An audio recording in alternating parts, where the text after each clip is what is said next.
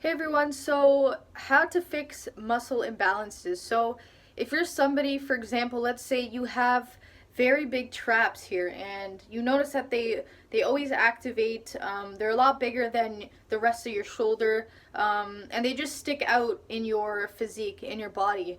So the reason why you have the reason why you have muscle imbalances or overly developed muscles in certain areas is because you are contracting that muscle way more than you should be. So you may be shrugging your shoulders during your back exercises.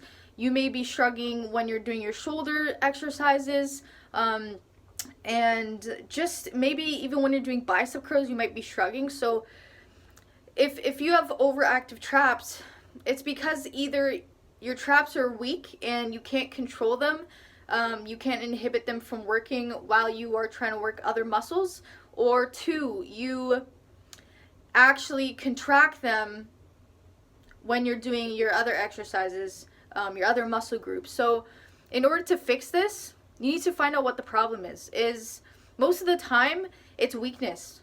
A lot of people, it has to do with their form as well. Like the muscle is weak because they're not utilizing their back exercises properly. They're not strengthening their traps.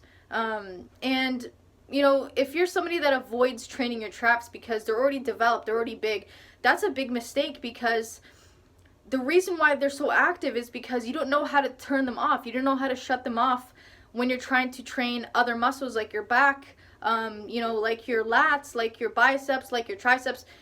You're contracting this muscle with a lot of your upper body exercises. So first you have to learn how to have proper form, to disengage, but you also have to strengthen your traps too, so that you're able to control it and have it not contract when you're trying to contract a different muscle.